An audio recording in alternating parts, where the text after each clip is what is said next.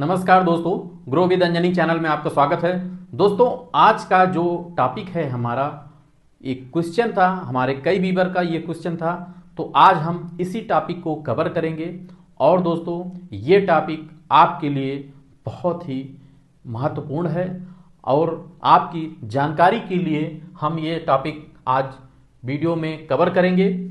दोस्तों, जो क्वेश्चन था हमारे व्यूअर का वो ये था कि सर, मैं एसआईपी तो करता हूं बैंक से, यानी कि मैं बैंक में एसआईपी किया, जो भी आपका जहां भी आपका अकाउंट है, आप अपनी बैंक से अगर एसआईपी करते हैं तो मुझे प्रूफ नहीं मिला। मतलब क्या प्रूफ है मेरा कि म्यूचुअल फंड में एसआईपी मेरी चल रही है या कट रहा है। तो हम आज इसी टॉपिक पे ये कवर करेंगे, प्लस क्लेम कहां से मिलेगा, कि हम अगर पेमेंट लेना चाहें तो हम कहां से पेमेंट ले सकते हैं। दोस्तों, जब भी आपका एसआईपी म्यूचुअल फंड में इन्वेस्टमेंट आप अगर अपने बैंक अकाउंट से करते हैं, यानी कि अपने बैंक से करते हैं जहां पे आपका खाता है, तो आप जानते हैं कि म्यूचुअल फंड में जो भी पेमेंट आपका इन्वेस्टमेंट होगा वहां पे आपका खाते से ही पैसा आपका जाता है, इन्वेस्टमेंट होता है। तो अगर आपने बैंक से एसआईपी किया है तो एसआईपी आपकी हर महीने कटती रहेगी। आपको जो ध्यान देना है वो ये देना है कि जैसे ही पहला पैसा आपका एसआईपी का कटता है तो आप पहले तो पासबुक में एंट्री करवाइए, और एंट्री अगर हो जाए पासबुक में तब आप ये देखें कि हमारे पासबुक में जो मैंने जितने की एसआईपी किया था वो पैसा कटा कि नहीं कटा, वो अमाउंट। अगर वो अमाउंट कट गया तो उसी बगल में वो लिखा भी रहता है वहां पे पासबुक में कि कौन सी एमसी, मतलब किस एमसी का आपने म्यूचुअल फंड लिया है। तो म्यूचुअल फंड कंपनी का वहां पे शॉर्ट नेम लिखा रहता है, तो वहां से आप जान जाएंगे कि ये पैसा यहां पे हमारा कटा है। अब दोस्तों, आप अपने ब्रांच में जा करके आप ब्रांच मैनेजर से कहिए कि सर हमें जो है हमारे म्यूचुअल फंड एसआईपी का हमें स्टेटमेंट दे दिए। तो स्टेटमेंट आपको लेना जरूरी है। जब आप स्टेटमेंट लेंगे तो स्टेटमेंट में आपको 2-3 चीजें बहुत जरूरी है जो देखना है आपको। वो जरूरी चीजें क्या हैं? जरूरी ये है कि आप सबसे पहले आप अपना मोबाइल नंबर और ईमेल आईडी दोनों चेक करेंगे, क्योंकि बहुत सारी चीजें ऐसी हैं जो कि आप मोबाइल नंबर और ईमेल आईडी के वेरिफिकेशन से आप स्वयं कर सकते हैं। अब और अपने पोर्टफोलियो को पूरा देखें स्टेटमेंट में, और नामनी जरूर देख लें कि नामनी लगा है कि नहीं लगा है। अगर लगा है तो सही नाम है कि कुछ गड़बड़ है। जरा सा भी स्टेटमेंट में कुछ भी आपको लेकिन लगे तो आप जरूर उस पर जो है क्वेश्चन करिएगा अपनी ब्रांच में। उसके बाद जो है आपको जब स्टेटमेंट मिल जाएगा तो आपको फोलियो नंबर मिल गया, तो आप उस फोलियो नंबर पे आपका अपना मोबाइल नंबर क्या है, नाम क्या है, नॉमिनी नेम क्या है, ईमेल आईडी क्या है, ये सारा आप चेक कर लेंगे।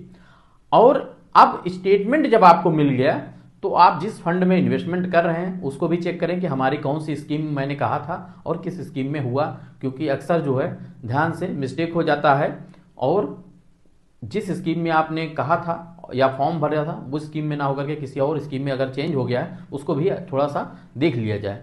अब बात आती है कि हमने बैंक से तो कर दिया, अगर हमें क्लेम लेना हो यानी कि पेमेंट लेना हो तो हम कहां से लेंगे। ये क्वेश्चन जो है हमारे कई व्यूअर का था और कई बार ये कमेंट आया कि सर मुझे इस पे बताया जाए, तो हमने इस आज के वीडियो में ये कवर किया है। तो पहले तो आपने देखा कि प्रूफ आपको मिल गया। प्रूफ के लिए आपको 2 चीज ध्यान रखना है।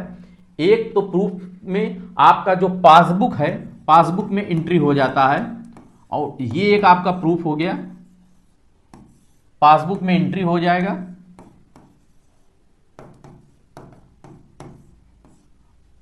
पासबुक में एंट्री हुआ। और दूसरा जो है स्टेटमेंट, आपको स्टेटमेंट लेना है, क्योंकि म्यूचुअल फंड का स्टेटमेंट अलग होता है और पासबुक में एंट्री अलग चीज होती है।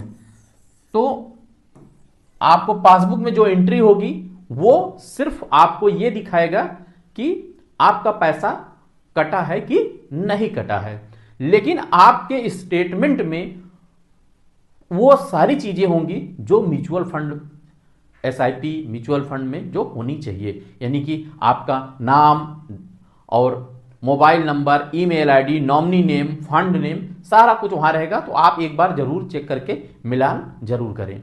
अब इसके बाद आता है कि आपको पेमेंट कहां से मिलेगा। अब दोस्तों, अगर आपने एसआईपी किया है बैंक से, और अगर बैंक से थोड़ा सा भी आपने फोलियो नंबर आपको मिल गया तो ठीक है, स्टेटमेंट मिल गया तो ठीक है।